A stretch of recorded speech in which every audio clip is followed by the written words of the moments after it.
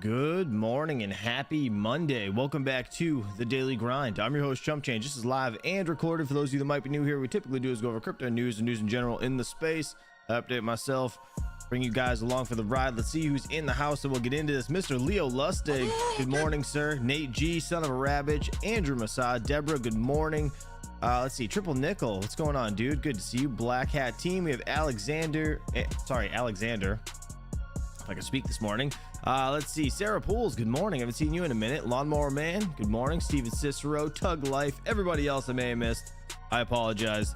Let's get into it. Happy Cyber Monday, by the way. If you guys notice any deals, please throw them in the chat and I will look them up. All right, Bitcoin 95,219 bucks, down 2% this morning. Yesterday afternoon and evening, everything was green. It was insane yesterday looking at your portfolios. Ethereum at 3603, down 2.38% today. I think it was at like 3,800 if I'm not mistaken, or close to it. Solana 224 bucks, down 5% today. We have BNB up, didn't mean to click on that. BNB is at 635 bucks. We got ADA at $1.08. ADA is looking fantastic, up 1.49%. Look at Litecoin. My God. Perfect. I was gonna put a bunch of money into Litecoin the other day and I got distracted and just didn't do it. And then of course that's what happens. It pumps. It pumps a lot. 18%. It was up 25% yesterday evening. But yeah, $119. That's crazy.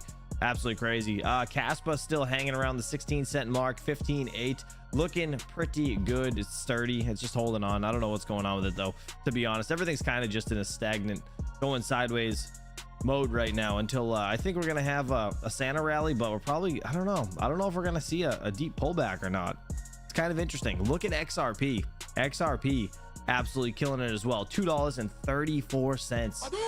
That's insanity. 22.65% up on the day. Look at H bars up as well to 23 cents at 31% up on the day. That's crazy. Insane. Yeah, everything's looking good, guys. Everything is looking good. Even though things are red, the market overall is still healthy as hell. All right, let's see. Crypto bubbles over here. Let's see what the biggest earner of the day is. This KAI, I don't know if that's how you say that, probably butchered it, but 29 cents over here. This thing is up 30% on the day, looking pretty good. Second place looks like XRP, 23.7%. Does anybody hold XRP? Let me know in the chat. Mr. Silver Days, what's up, dude? XRP army. Man, I'm not a holder of XRP anymore, but that's awesome. I'm happy for everybody that made some money. Hedera 23 cents again. H bar 20.4%. Litecoin 18.7%. IOTA 13.8%. 33 cents on that one. What's the biggest loser of the day? Seems to be Brett. Yeah, I think Brett takes the cake on this one. 11.9% down on the day to 19 cents. 19.6 to be exact. Actually, what was Dogecoin at? Dogecoin's at 41 cents in the red. It's down 3%. It's at 41 cents. Dogecoin's killing it. Absolutely pumped for Dogecoin. And anybody else? Oh, sorry, flashbang. Anybody else is mining it, so I was gonna say.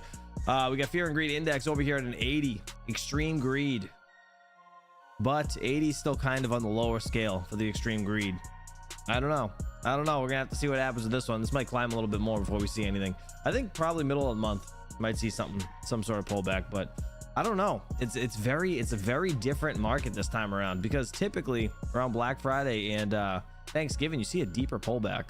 We didn't see much of a pullback, so who knows what happens here. This is we're just going up from here. Are we gonna have a pullback or are we not? You guys let me know what you think in the chat. All right, top 10 coins over here by coin market cap over on CoinGecko, starting with Bitcoin at a $1.8 trillion market cap. Second place we got Ethereum. Third place Tether. Fourth XRP. Flipped Solana, $131 billion market cap. That is insane. Solana's only at 106. It flipped Solana and it flipped it hard. That's crazy. Solana's in fifth. We got BNB in sixth, Dogecoin seventh, USDC in eighth, Cardano in ninth, and Lotto Staked Ether in 10th place at a $35 billion market cap. Wild. Shiba had a run up yesterday too, actually. $16.8 trillion market cap on that one. They moved up quite a bit, actually.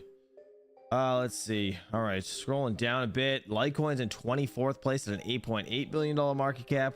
Near Protocol, I think, is going to do well this run. $7.9 billion market cap on this one, ranked 27th. Litecoin, I mean, not Litecoin. Sorry, Ethereum Classic, I think, is a sleeper this time around, just because when people start getting into it, Ethereum Classic's always been kind of like the top. Well, if I'm not mistaken, it was like the top bought coins back when I got into it, anyways, with Ethereum, just because people didn't know the difference and I didn't understand it. I bought a bunch of Ethereum Classic because it was cheap. It was like $5 at the time. So that's I don't know, I just feel like it's going to be a sleeper. I feel like it's going to explode when Ethereum's price actually starts to appreciate a bit more, or at least in altcoin season we'll probably see that thing jump up. Caspa 41st place over here at a $3.9 billion market cap. It rose a bit yesterday and then it took a little bit of a pullback back to where it was basically the day before. So yeah, it's looking fine, just kind of floating along. Everything's floating along. I think Caspa will be just fine. All right, moving on, mining segment of things. If you guys have any questions in the chat, just at me. Let's see, we got, you guys know, like the timestamp this, we got the AlphaPex DG Hydro 1 in first place, 20 gigahashes over here, 6,200 watts, mining Litecoin and Doge, $58.97 a day, basically $59 a day. That's crazy. We got the Bitmain Antminer L9 17 gigahash unit over here, making 54.20 a day. The 16 gigahash unit making 51.02. Let's see, the DG1 Plus 14 gigahash unit making 42.29. These Litecoin and Dogecoin miners have been killing it, absolutely killing it. If you guys didn't see the video I just dropped about the where is it, I want to see where it is, right here, the EDG1M over at 10 cents per kilowatt hour, 3.5 gigahashes, 1800 watts. This thing's making $8.23 a day. The price might be a little steep on the Gold Shell site, but with code CHUMP you get 20% off. Not trying to shill it. It's I don't know how I feel about it. I still think it might be a little bit high even with my code, but it's like $600 off from the price, so it is what it is. This unit is pretty sick though. It's got Wi-Fi. I was thinking about putting it in my garage to heat that for the winter, because it gets kind of chilly out there. My kids like to play out there, so it's kind of one of those units that I can just plug in anywhere around the house, which is pretty neat. Low power mode, it's like 1100 watts. It's really not bad at all. We got the L7. You guys know I like to look at this one because this is my unit down at Terra Hosting. Shout out to them. If you're interested in hosting, links in the description. My 9050 3425 for watts is making $25.20 a day. Again, that's like 85% in Dogecoin, the rest in Litecoin, but perfect. Oh my 3-year-old unit killing it, $25 a day. Let's see, the AL3 over here, just looking at the lithium miners quick, 15 terahash unit making $34 a day. Not too bad. The AL1 Pro 16 terahash unit making $38.46. How's the lithium doing? I thought it was pumping the other day. We looked at Saturday Night Live. Haven't looked at it in a while though. Down 1.84%. All right, it's $1.78. At least that's way better than it's been. Yeah, it had a bit of a ride up this weekend. Damn, almost $2. Nice. Look at the monthly chart. Nice over the month. At least it's showing some signs of life. There we go. Coming back into it. What do we get here? $1.95. That's not good. We get stopped out. Man, it only touched that and got rejected. That's not good though. Hopefully it breaks through that level. That'd be kind of shitty if it didn't, but whatever. Should be all right. We'll see what happens. The lithium's kind of, I don't know. Those big miners, I feel like they almost killed the project, but it came close. It came close. At least it's showing signs of life. That's all that matters. Yes, please hit the like button. Appreciate you, Dan R. What's up, dude? DJ Mines, my man. Perfect. Good to see you, buddy. Thanks for stopping by. All right, let's see. Anything else we want to look at? You know what? I do want to look at something. I want to go to just Dogecoin and Litecoin. Let's see, the mini Doge 3. That's not the one I have. I have the 3 Plus, the 810 mega hash unit. This thing's making $1.79 a day. This price on this thing is way too high, but I'm shocked it's profitable. That's at 10 cents per kilowatt hour, $1.79 a day. Interesting. Look at the original mini Doge. The original mini Doge, 185 mega hashes, 233 watts, making 12 cents a day. The original mini Doge is profitable at 10 cents per kilowatt hour. That's wild. That's crazy to think about. I bought those things like 3 years ago. I have like 6 of these things. I'm not gonna run them just because the wattage is insane for the mega hash. Like, it just doesn't make sense for me. But this is like, I don't know if you guys found them cheap and you wanted to dip your toes into mining. I don't know, maybe. But yeah, like it has to be like real cheap, like maybe $100.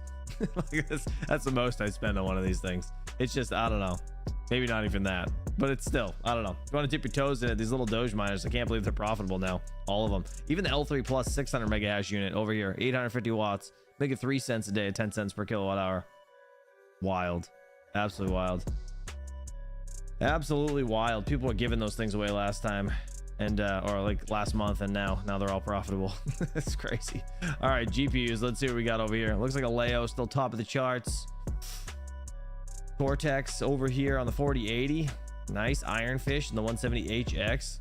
You know what, hold on, how's Ironfish doing? I haven't looked at Ironfish in forever. I will never support this project, but I know people can make money on it, so why not? If you can, you can. 62 cents. I think this thing's been slowly, oh no, it's coming up in the last month. Let's say slowly dying. The year, the max chart though, this is what gets me. This is why I'll never support it. It came out like $120 when it really listed. It only registers here at like 8. But yeah, this listed like, so they rugged this one so hard when this thing came out. I was a Leo. I know you guys are bullish on this. Some people are holding it, some people are selling it. But $1.65, down 5% today for the 7-day. At least it's up on 7-day. Month, still up over the month. 3 months, looks like shit rolls downhill. That's pretty much that's going.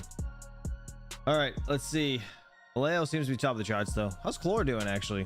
Chlor, anybody into Chlor still? Again, they have an actual platform, AI platform, which is pretty awesome. 11 cents. This is kind of one of those ones I was looking at getting into, but it's just hard because it's not on Tantrum. I wish it was. And then Crow was another one I was looking at. Oh, because this one's down quite a bit from its all-time high. Still about 80%, right? Yep, 81%, still down from its all-time high. It's 17.9, 18 cents or so. I think I'm gonna buy some more of this. I bought a little bit the other day, not much, but now that it's like kind of pulling back, I think I'm gonna buy some more. Over the last month, it's been on the rise. It is an exchange too, so if they start advertising and stuff, this thing's gonna explode. This is my opinion. I think it'd be an easy like 3x at least, you know what I mean? 2021 it popped, so that was the last bull run. I don't know, I think we might see a good chance of making some money on that one. What do you guys think? Let me know in the chat. Look at the L3 plus. Yeah, I was just looking at that L3 plus over here. Let's see. Yeah, L3 plus at 10 cents is making 3 cents per kilowatt hour. Crazy, right? Insane, absolutely insane. All right, let's see what we got for some news today. See if we got anything good. XRP returns to the 3rd largest crypto after 4-year battle with the SEC. Oh, look at that. Yeah, they did. They flipped Solana.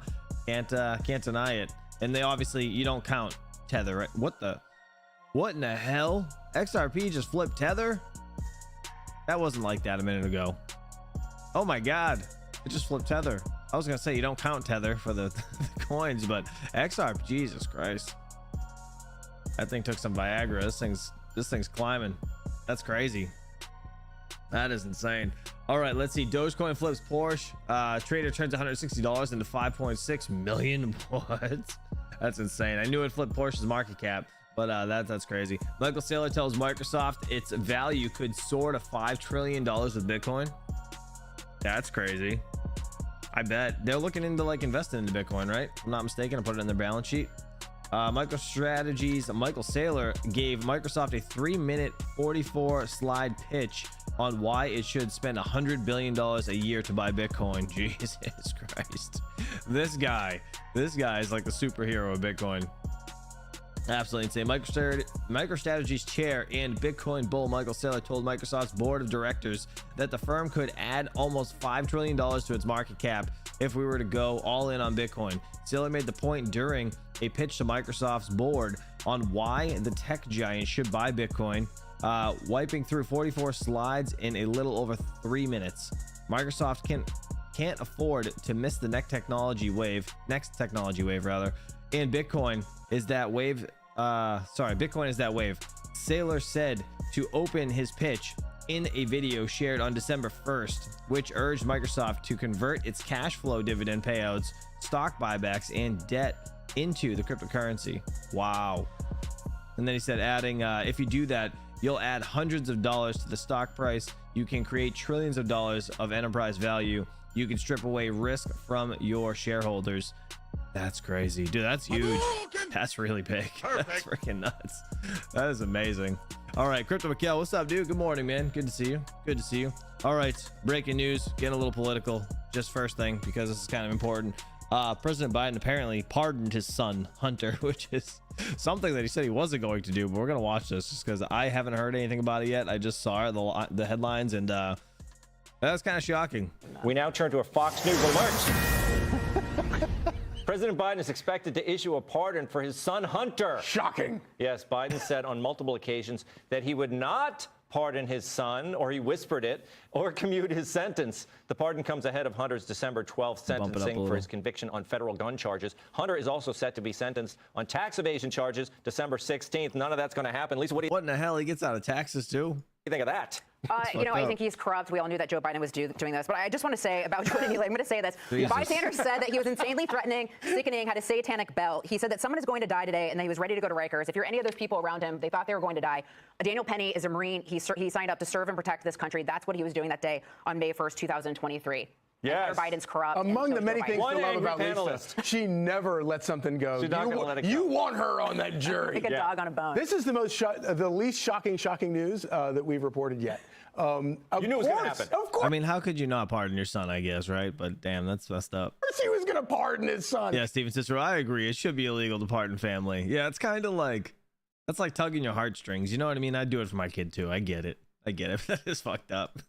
Also, I kind of think he should, because, I mean, he got him into this whole crack business in the first place. And so, I mean, if I had that power and I had a wayward son, I would pardon him. I mean, you know. Absolutely, Julie. That's I think that's the key issue. Charlie's got it right. It's that the fish rots from the head. Isn't that the saying? Yeah. It was Biden's fault that his son was running around selling, American influence, right? Yeah. No, what bothers me most is the lies that were told as far as whether Biden actually knew what his son was up to. That really bothers me, because the two of them were obviously in conversation when Hunter was, practicing all these international deals.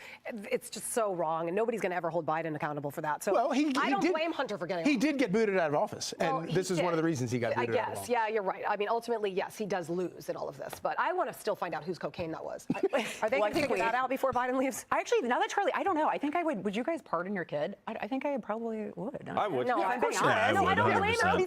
I'm like, I don't know. I don't blame him for pardoning. He said that. I'm like, oh, yeah. I mean, I think about it like if my dad could have pardoned me in all the jackpots I got into. Oh my God, same. Yeah, I'd be like, yeah, come on, Dad. Oh, same. Dude. Same. No, you're right. Absolutely. But then maybe that's. You know what? But that makes it like, when you're a parent and you get your kids out of bullshit that they shouldn't be doing, like a cop's kid, right? They're the biggest dickheads on the planet. 1,000%. Every time you have a cop for a dad, and like that's your buddy, like he's the biggest dickhead because he's the one that's gonna get away with it. Do you know what I mean? So like, it's almost bittersweet. It's not it's definitely not the best thing to treat your kids like that, but I mean, I would in this situation I would do it too, because if he didn't, he'd be seeing some jail time next term. Why he got himself into all this mess in the first place. Completely. Well, I mean, I think you guys are so smart. You don't want her on that jury. We solved all the problems. Hunter Biden does not want Lisa on. Why haven't any? Daniel, you see that guy trying to? Did you see this guy? He just tried to look down her shirt. 2 seconds. I would never be. I just want to know why any of you haven't been picked as a cabinet member. When is it your turn? And the camera went right to him. Getting in there. Do we want to? Mr. Trump, if you're watching. Do we have the video of Biden saying he would not pardon his son? Let's see it. I'm extremely proud of my son Hunter. He has overcome an addiction. He's one of the brightest, most decent men I know, and I am satisfied that I'm not going to do anything. I said I abide by the jury decision, and I will do that, and I will not pardon him. And I will not pardon him. Wow. Well, I guess you can say I'm going to abide by the jury decision. There's not going to be any jury. He's going to be pardoned. I mean, he was lying. It's officially Stevie Wonder anything any politician ever says. I mean, Stevie Wonder saw this coming, right? Like I love after when Joe Biden says he wasn't going. Remember when he originally said I'm not going to do it, and the media's like, oh, he's not going to do it. He's not above the law, and like we all knew this moment was coming. Well, and he knew that if he admitted that he was, obviously that would get him and he thought he'd get reelected, so then this would never become an issue. Exactly. Should Trump, Charlie, now say The January 6th people, I look at them as my children, so I'm going to pardon. I'm going to pardon all of them. No, I do think. No, I think he should at least commute the sentences of all of them and pardon every single one that was obviously just following the person in front of him wandering through the Capitol. Pardon every single one of them. There were some that did more than just that, and I think he should commute their sentences and let them all out, every single one of them. What other pardons we see coming here? Why are we just learning about Hunter? And there's still plenty of time. He's got another month. And you know why? Because I was thinking about this. If I were Donald Trump, I would not pardon Hunter Biden. And which is why Joe Biden has to, right? I mean, there's no because on paper there is no justification for pardoning the guy. The guy's guilty. He got special treatment. He was still guilty.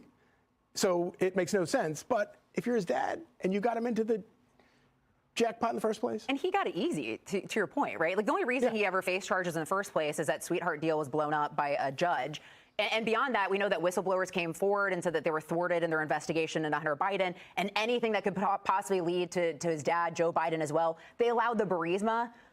The Burisma information, they allowed that to pass the statute of limitations as well, so they couldn't get him on his Burisma money. That is hard, Burisma. And all the charges that he didn't ever face. Well, because can I just also say the message that the Democrats are now setting to all the gun-toting Republicans out there? Go ahead, be on drugs and go buy a drug. But go buy yourself a gun. I mean, honestly, because that was the whole reason. He wasn't even supposed to have a weapon, and he bought it because of his drug. And lied on a federal form? Yeah, so, exactly. I mean, but these are Democrats that don't want Republicans to have guns, but yet if you have a gun and you have a drug rap, you can still get a gun. So which is it? I mean, I don't know. So this is actually official now. Biden has signed the pardon for Hunter. That's what we're reporting, right? Yeah. So why According now, to NBC. According to NBC, yes. Julie, it's after the holiday weekend. Isn't this the kind of thing, if you're going to sign the pardon, don't you do it the day before Thanksgiving? Well, he was busy pardoning the turkey. What the heck?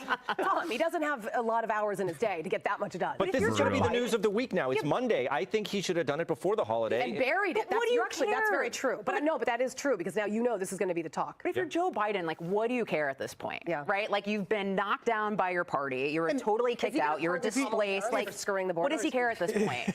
And if he's going to suddenly be all pro-family now, is he going to meet his granddaughter? That's my only question that I have. If you suddenly care about your family, go meet your granddaughter. Well, it's like legacies Bring her to the White House. It's like, why not? You know, like YOLO. Like, do it now. There's no point. Like, Joe Biden's, he's ruined, right? He got pushed out, dropped out via X, but yet somehow still the president of the United States. That's the weirdest thing. Going to go down in failure. Replaying the videos of him talking about the pardon, I'm like, wait a minute, that guy's still president of the United States. This is insane. You forget it. We forget. Yeah, exactly. We move on to more important things. But yet people are making decisions in Ukraine to send long-range missiles to Russia, right? So it's like, who's making these decisions? I guess I assume he's aware of making the decision about Hunter Biden. This might be the only decision he's actually aware of. But I don't think there will be. Listen, people, when you talked about this before, and you said, we discussed this when he promised he wouldn't pardon his son.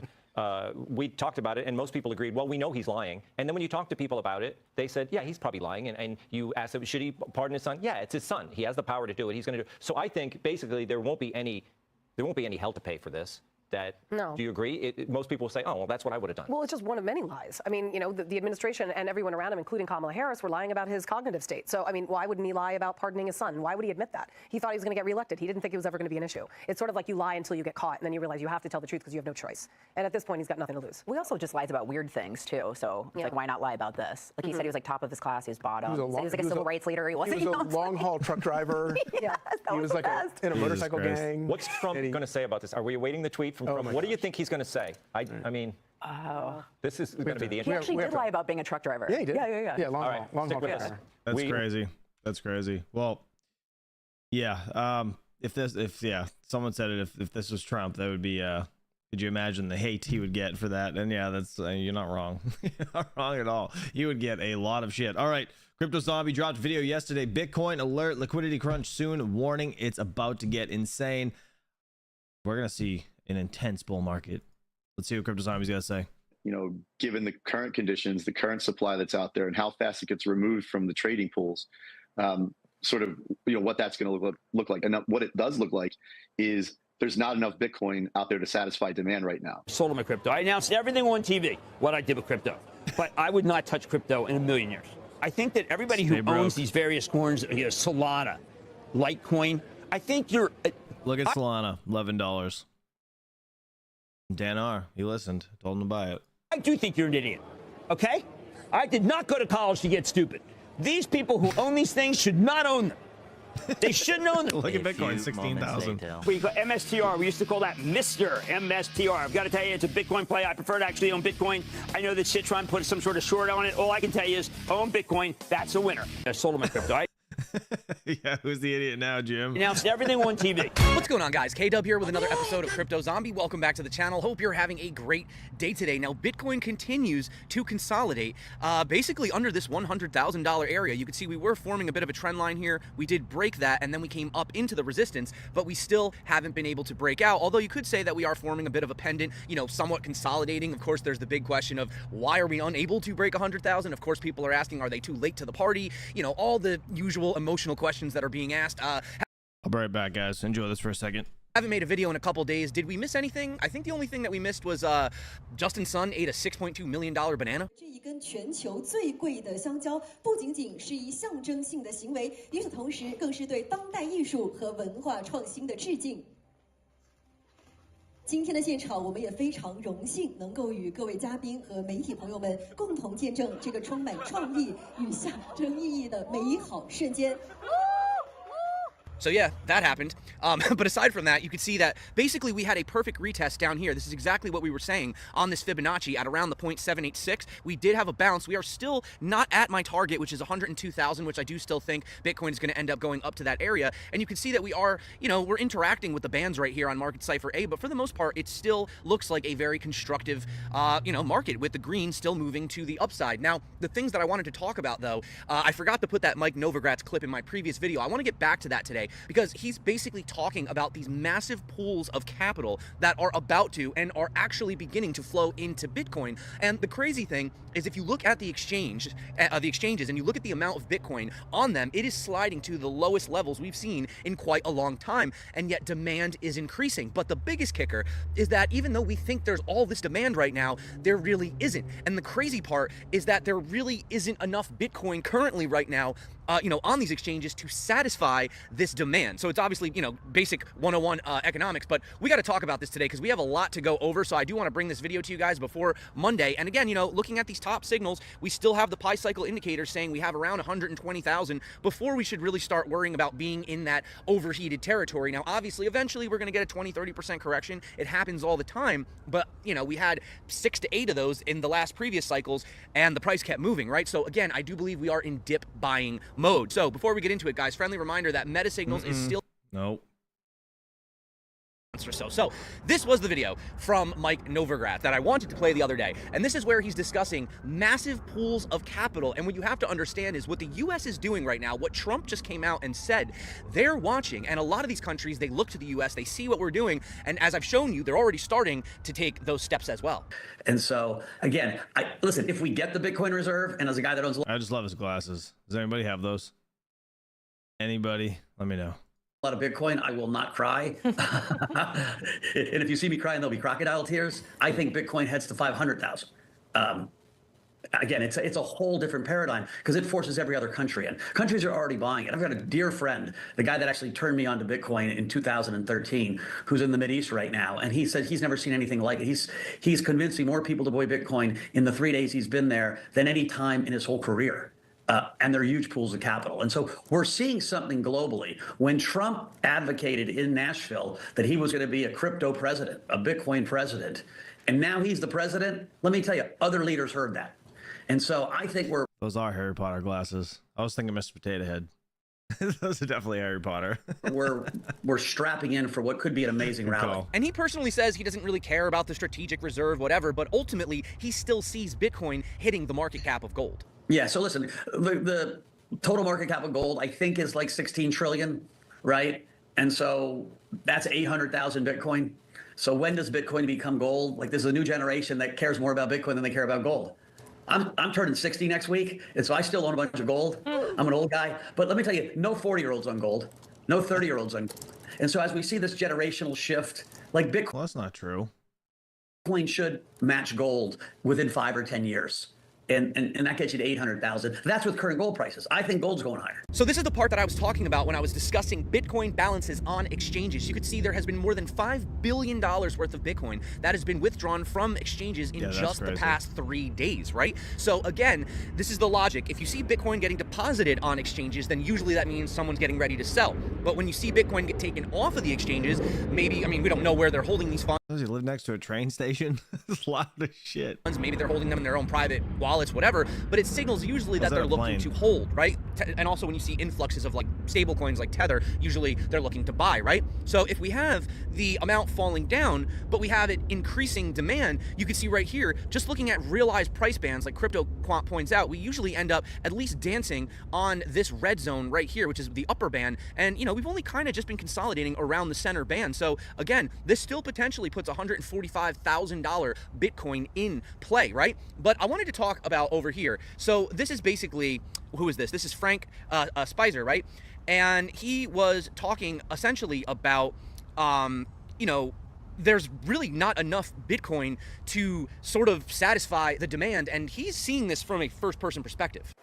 This cycle, the volumes don't correspond with previous trading volumes because you have these large institutional buyers in the market that are essentially disrupting previous models. And so what you have to do is you have to take a very near-term view and just look at, you know, given the current conditions, the current supply that's out there, and how fast it gets removed from the trading pools, sort of, you know, what that's going to look like. And what it does look like is there's not enough Bitcoin out there to satisfy demand right now. You're having people move into the market. As soon as trades show up, they're getting taken. And then the floor that that Bitcoin can drop to, normally the downside of trades look really steep, but you have these people with an appetite that will come into the market, and you're seeing funds snap up, you know, discounts because they know that the asset's eventually going to rebound and push higher. But that's not even the. How are you guys still buying Bitcoin right now?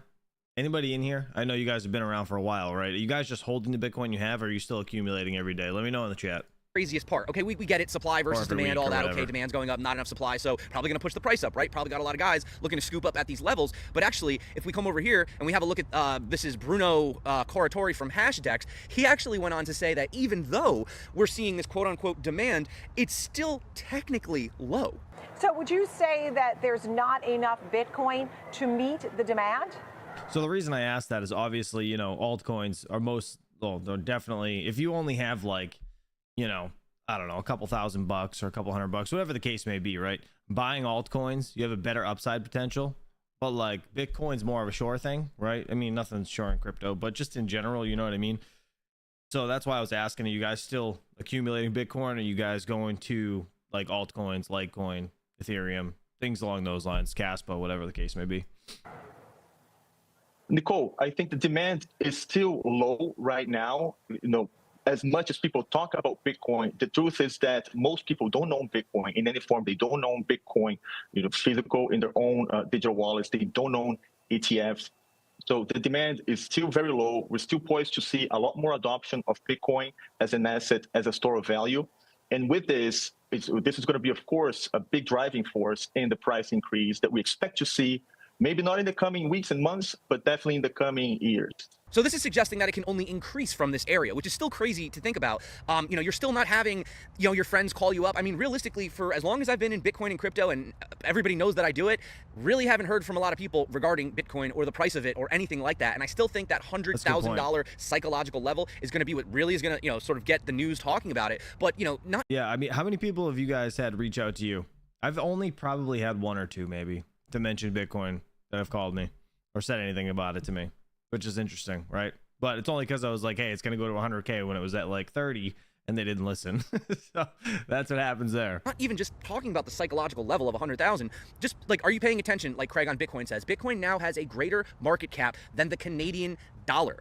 So if that doesn't legitimize it, I am not sure, you know, what does. But you know what is making it a lot more popular among these people is, for example, you have the Sotheby's CEO over here, and he says that people are actually waking up to the hidden tax, which is inflation, right? Which is why he was talking about Bitcoin, but he specifically mentions why he got interested in learning about money and why Bitcoin is becoming more and more important. I can sell you a $20 million painting, but I can't tell you why a piece of code is money.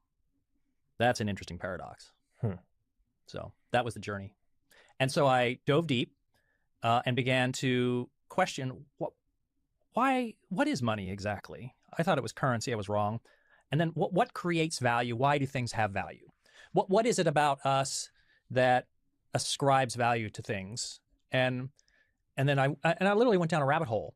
And it's actually not too far off what Michael Saylor or some of these people talk about, do 100 to 1,000 hours on it. And you really dive into podcasts and dive into the books and ask yourself, go on an intellectual journey about what does all this stuff mean and why is it important? And then there's startling insights that I have now at age 59 that I didn't have at age 57 that came from this journey. You want an example? Mm-hmm. I didn't realize that if the average year the money printer goes, call it 8 to 10%, even in the Western countries, even in the OECD nations, and the average return on the S&P 500 is, call it 9-ish%, including dividends, maybe 9.7, maybe a little less, that it means that all of the work of the S&P 500, all of the value created there is actually the money printer. That to me was startling. I mean, to think about that, the fundamental notion that in a closed system or even an open system, when you're printing money at the rate of 8 to 10% a year, everything is losing value, and the things that appear to be gaining value are not gaining value. They're just keeping you even. So you can put all your money in the S&P 500 and you're not gaining any relative wealth at all. So this goes into the Michael Saylor approach, right? After studying Bitcoin for 1 hour, it's a cryptocurrency. 10 hours, but the governments will stop it. 100 hours, Bitcoin is digital gold. 1,000 hours, Bitcoin is not crypto. 10,000 hours, Bitcoin frees humanity from state control. And, we do have to remember how Bitcoin started. It essentially was a way to opt out of the traditional system, right? Granted, we knew at some point it was going to become adopted, but ultimately, it comes down to, your self-sovereignty, holding your own property, right? They can take your house, they can take your car, they can take your life, really, if they wanted to, but they can't take your Bitcoin, at least not if you have, the seed phrase up here. But, talking about just the technicals, I know I can go into charts, but, I'm just a guy on the internet.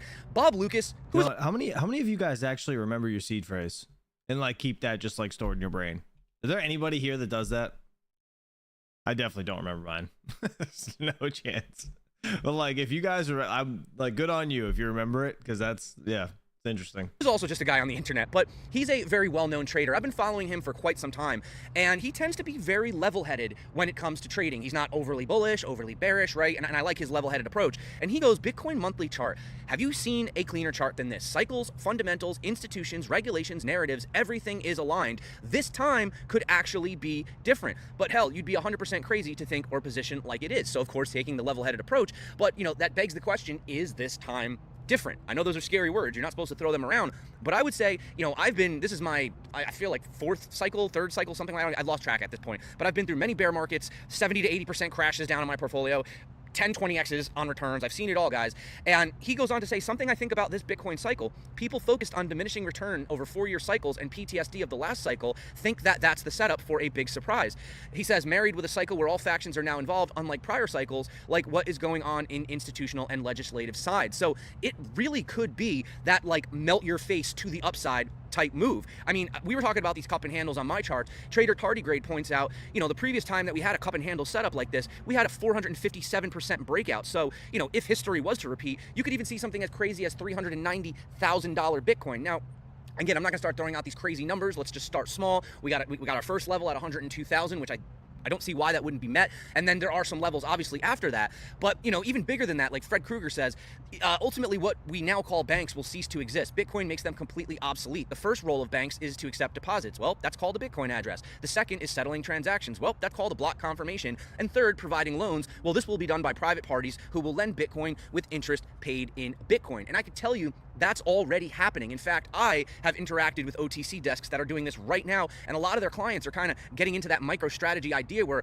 what if I could lend my Bitcoin to then buy more Bitcoin? And, if you have a long enough time horizon, it actually turns out to be an incredible play. And then the Bitcoin that you end up owing, in interest is nothing compared to the dollar amounts that you've made on paper. And you could see even the tides are turning, right? There was this big ESG narrative. Bitcoin mining was bad. Well, now you have $870 billion Macari saying that Bitcoin mining supports local grids. So the times are in fact changing. And check this out. This is crazy, guys. So Putin has legalized crypto and slashed taxes on mining profits. So digital currencies are now officially recognized as property in Russia. Russia's sovereign wealth fund is also investing in Bitcoin mining through BRICS countries with the goal of settling global trade in Bitcoin. I mean, can you imagine these types of headlines just a few years ago? And now that we're just talking about this like it's no big deal. Yeah, it's a non-U.S. asset. It's an emerging markets asset. And while we were all hyperventilating about the election over the last week, BRICS had a conference in Russia. There's 6 new members of BRICS this year. So BRICS GDP is now greater than the combined GDP of G7. Of the 6 new members, 3 of them, Argentina, the UAE, and Ethiopia, are now mining Bitcoin with government resources. So there is tremendous urgency outside of the U.S. to find a way to circumvent the irresponsible fiscal policy that we've been running here in the U.S. In fact, Russia announced an initiative there. Yeah, can we talk about this real quick? 68,000 was when this guy was on. This was like a month ago. No joke. Sovereign Wealth Fund is going to invest in a regional initiative to build Bitcoin mining and AI infrastructure throughout BRICS with an idea of settling global trade in Bitcoin. So look, someday, I don't know if it's 5 years, 10 years, Putin's going to die. We're going to look to reintegrate some of these countries into the world financial system, and they're going to be trading with Bitcoin. What are we going to be doing? Okay. Like Stock Money Lizards point out, if you just look at the cycle top, it was usually around the area where the RSI would exceed this sort of 90 area, and we're still not even there yet. So, you know, this thing could keep sliding upwards all through the end of next year and potentially higher. And don't forget, when you take things out of the log scale and you look at, you know, like they say, the boring zone, the banana zone, they call it, right? The boring zone, the boring zone. Well, we just had that boring zone. The banana zone. And could we be starting the banana zone, right? And this is how crazy these charts actually get when you take them off of log. I mean, I know on log scale it looks a lot cleaner, but yeah, I mean, these moves are massive. They are literally rip your face off, you know, pumps, and then you could get these 30% corrections. I mean, you know, guys, Bitcoin has crashed 90% in the past. I mean, you remember this kid when Bitcoin crashed to $3? Controlled by a decentralized network of computers. I don't know exactly 13 years ago how it works, but basically there's this limited number of Bitcoins, and they're this virtual currency. And over the last year, the value of Bitcoins has gone up dramatically because they have gained more and more interest, and it's sort of self-perpetuating. Well, apparently on Monday, the value of 1 Bitcoin fell below $3, and that's considered a crash. So again, just going to get to the technical super quick, not too much to go over. Dude, I wonder how much money that guy has now. Again, we did have a nice bounce off the 786. We're still looking for some type up here. I believe we're going to come up to the 1.618, which is 102, and our next area would be about 155. You know, save for some pullbacks down to this area, but of course, you can see I actually have this drawn here. This area right here, around 90,000, you know, there was so much of this sort of consolidation around this area that now you can see it's acting as the base, and it's also sorry guys, it's also what is supporting us, you can see on this band right here. And this is the lower time frames. Obviously, you got to zoom out on these things. If you zoom out to this nice clean channel, you can see that, yeah, we're probably going to come up somewhere around here, you know, try to put in a test. You know, we could still consolidate here longer. We could even come down to the bottom of the channel. It's possible. But for the most part, you know, it's been constructive, you know, higher highs, higher lows. So we're still obviously in a constructive pattern. I know, boring analysis. I don't really have too much to go over. This was the this was our cup and handle. Oops, excuse me. This was our cup and handle that we had drawn, right? And we were talking about the similarities down here. This was in the That's on the weekly chart. So each candle here is a week. Previous video. And yeah, still being supported on the daily. EMA. Let's check the weekly. Yeah, so we dipped into it, but ultimately we're still having. But see, the issue with this is like typically this acts as like a magnet, right? So like usually candles will come back down to touch it, or this will rise up to touch that. So I mean 78, like having an actual like crash down to 70s is 100% possible.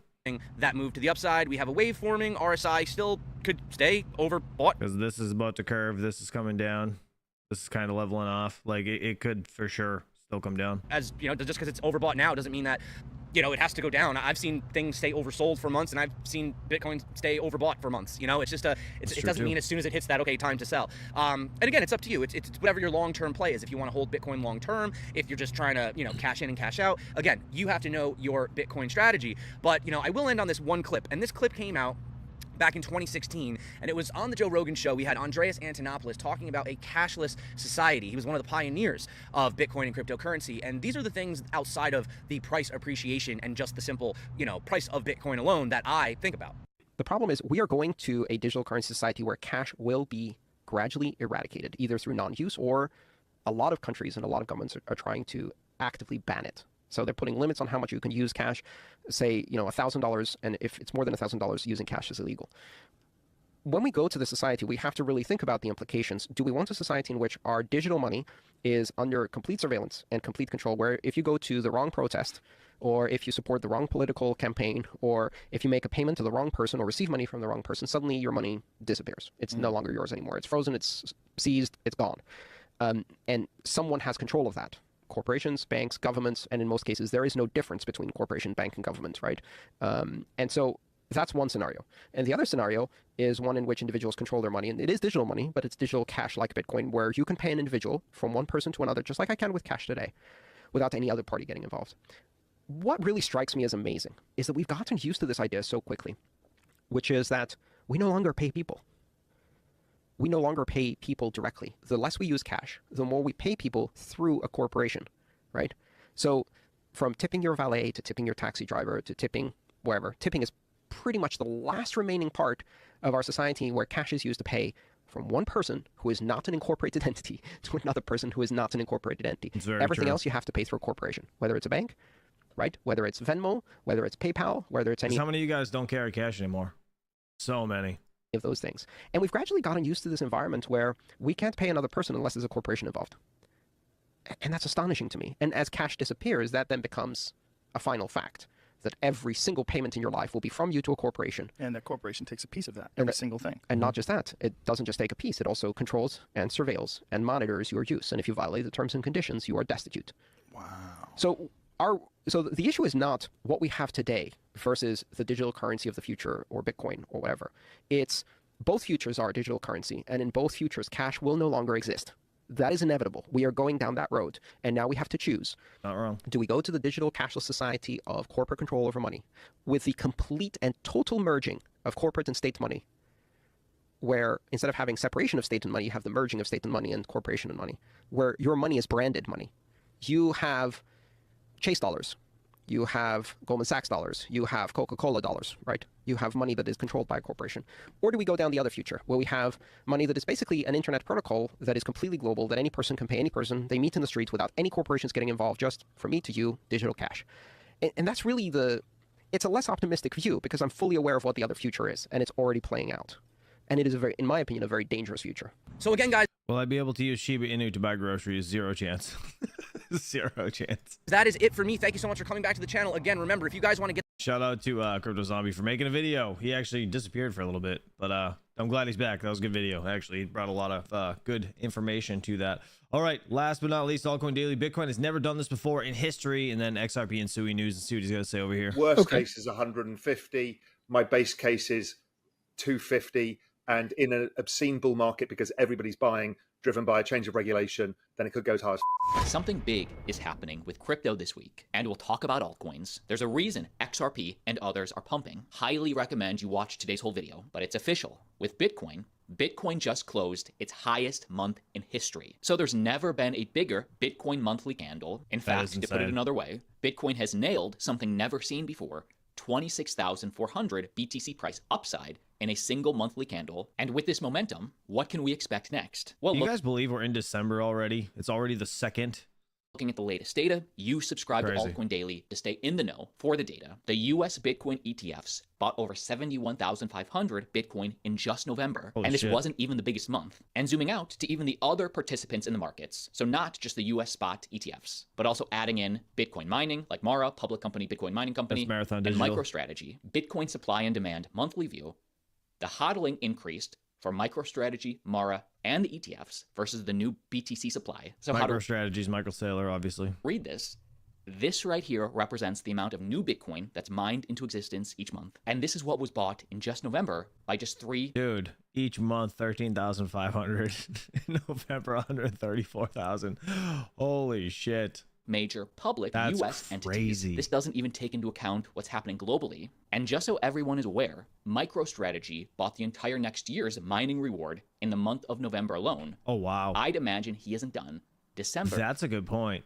They bought the entire next year's mining reward and then in a month of November alone. That's wild.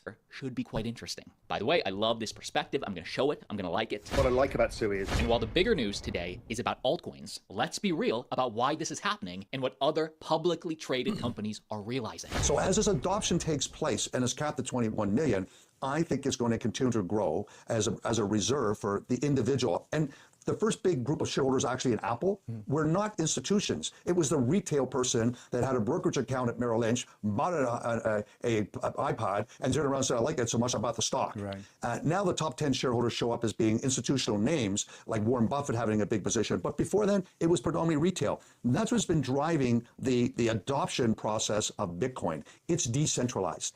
And that's very, very significant that no oppressive government can come in and confiscate your bank account. And again, watch today's whole video. There's many altcoins making news, but XRP just smashed through $2. XRP tops $100 billion market cap, reaches... This was posted 10 hours ago. That's what I was looking at. 10 hours ago. And XRP right now, actually, back out of there. XRP right now is at $2.36. That's freaking insane. That's insane how much it rose. And oh my, I'm going to refresh this real quick.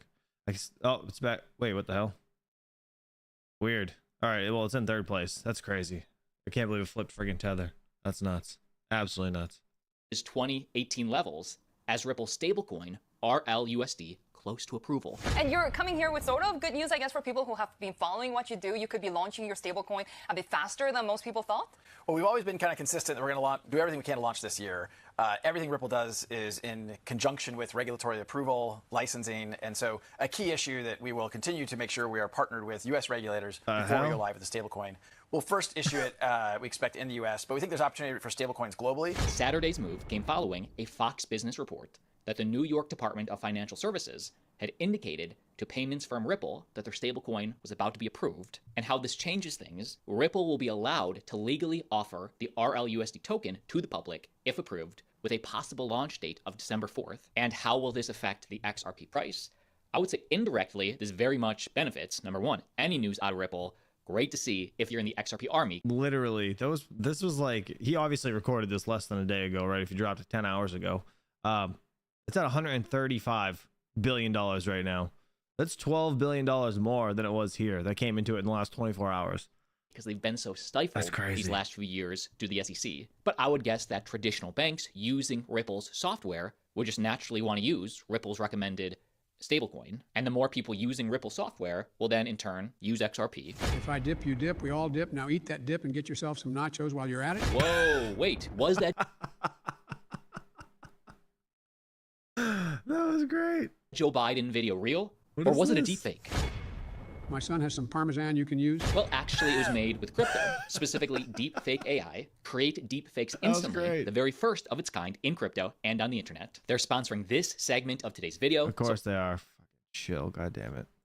Quick piece of news for Ethereum. Ethereum ETFs see record $333 million in inflows, outpacing Bitcoin funds, meaning Ethereum is still very much in play. Spot ETH ETFs in the US saw record daily inflows on Friday, another sign that the second largest cryptocurrency is gaining momentum as a catch-up trade after vastly underperforming BTC this year. Again, this is another signal that altcoin season starts now. We talked about this in yesterday's video. But a big reason for this, I believe, that Ethereum is in such catch-up mode is that almost the day after Donald Trump got elected, the ETH ETF inflows went crazy. And we're actually starting to see a little momentum here because Friday was the 5th consecutive session with net inflows for the group of ETH ETFs and concluded the second strongest week with over $455 million in net inflows. And keep in mind, this week, due to Thanksgiving, was a shorter week. We have blockchain ICP with a growth milestone. Is ICP the fastest blockchain in the world? This chart is looking at max transactions per second.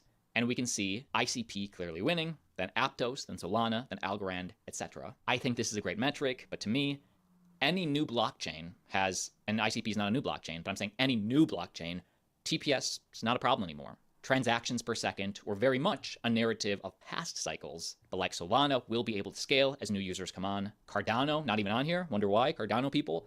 But Cardano definitely will be able to scale as fast as it needs as more people come on the network. The key is, will we start to see dApps, decentralized applications, developers flock to this chain? I'll keep my eye on this. And even though I'm more of a Solana holder, I'll always try and keep you informed on the whole market. Sui seems to be outperforming Solana. Some people call it the next Solana. What I like about Sui is what they're really trying to do is the team came out of Facebook or Meta, where they built the Libra project that was shut down by every government in the world. Not joking, I mean, they were literally told that they were not going to do this by everybody from the World Bank to the BIS to all the major central banks. And the team left. And they started one group started Aptos, the other started Sui. They rebuilt the Move language they invented for this, and they built an incredibly sophisticated chain. But the point being is, it's really bloody fast. The latency of the chain is less than 1 second for finality, which is, if you think half the stuff is like minutes, the latency is fast enough for gaming, financial markets, that kind of stuff. By the way, both Sui and Sol and almost any altcoin mentioned in today's video available. Nope. Scoot over a little bit. Time, but if you're trying to buy altcoins, $50. New altcoins launch. Paid network is definitely one of the blue chip launch pads in this space, I think. Keep in mind I am a token holder. Yep, fucking chilling something else every fucking day. All right, get into the recap segment of things. Sorry guys, I'd end that because you're just gonna be shilling stuff for the rest of it. ICP, this one he was talking about though. This is Internet Computer, $13.12. All right, anybody just joining? Bitcoin, $95,487. Looking pretty good. XRP has been killing it, up 25% or so, 24.5 to be exact. $2.37. The Duke and everybody that's holding XRP. That's crazy. Absolutely insane. Good for you guys. Make some money. Ethereum, $3,600. We got Solana, $223. BNB at $636. ADA is at $1.09. ADA still has much more room to grow in my opinion. Litecoin is up over 20% today to $122.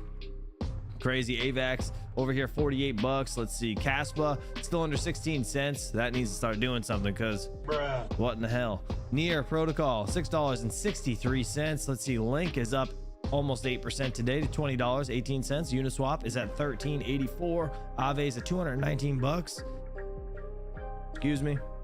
We have Render over here, $8, up 6.5% today. We have Fetch. This is Fetch AI, or I don't know, they just call it Fet now, I guess. I don't know. 7.18% down on the day to $1.76. Dogecoin is look at Dogecoin. It's down 2% and it's at 41 cents. That's crazy. Looking fantastic. BitTensor under $600, $589, down 10%. I wonder if that's still a good buy or not. Let me know. HBAR's been doing well too. HBAR over here, Hedera, 24 cents, 22% up, almost 23% up on the day. Crypto bubbles, anything change over here? No. Biggest earner still this Kai. I don't even know how you're supposed to say it. Kaya, I don't know. Anyways, 30 cents even, up 31.1% today. HBAR and XRP, well, XRP is 25% on the day and HBAR is 23. Litecoin's 21 and Ethereum. What is this one? EOS. This isn't Ethereum name service, is it? That's ENS, isn't it? I forget. I don't know what EOS stands for, but this one over here, 10.5% up on the day. The biggest loser seems to be Brett, meme coin. Yeah, on base. It's 13.2% down today to 19 cents, just under 20 cents. All right, flashbang, fear and greed index looking like an 80 over here. Just refresh it quick. Yeah, we're at 80. Extreme greed again. We're still on the lower side of extreme greed, so I don't know. Just pay attention to this needle this week because we could have a pullback still. We didn't have one really. We had a little bit, but not much. Black Friday-ish. So typically we do see some things pull back, and yeah, everything's been just still on a tear. XRP over here, gonna refresh this. There we go. In third place. Top 3 cryptos now. $135 billion market cap. Absolutely insane. It's been killing it. It's been absolutely killing it. Let's see, anything else that you guys, what else have you guys been really mining? Dogecoin's been killing it too. Again, $61 billion market cap. Solana, $106 billion market cap. I can't believe it flipped Tether. That's crazy. That was freaking insane. Absolutely insane. Shiba, hopefully Shiba keeps rising, but $17 billion market cap here. This was on a run yesterday, just like everything else, and that was really it. But yeah, hopefully you guys have a great, happy, and safe Monday. You guys find any Cyber deals, Cyber Monday deals? Let me know in the chat real quick. The only thing that I've seen, I know Signature Solar's having a sale. If you guys are interested, links in the description. Same with Tangem. Tangem's 20% off with their wallets. Hands down my favorite wallet. Again, not trying to shill them, but I think it's important for everybody to have their funds on a hardware wallet and get it off the exchanges, unless you're like planning on selling it right away and you have like a really secure password and you're like 2-factor authenticated, everything along those lines. Just keep yourself safe, please.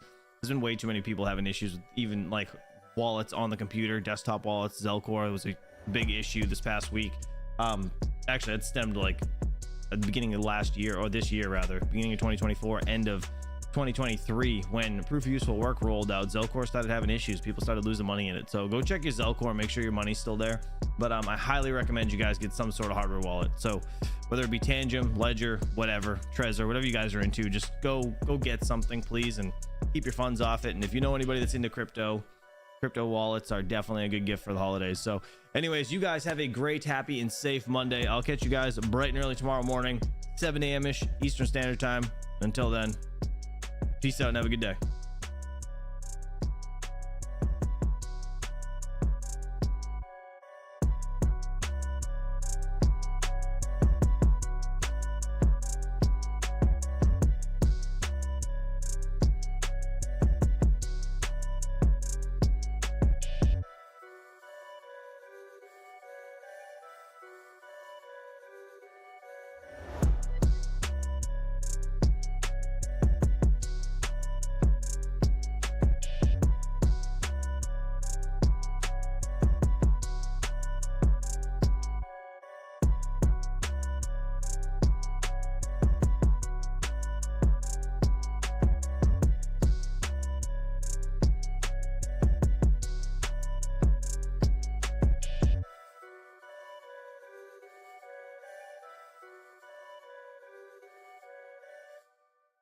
Each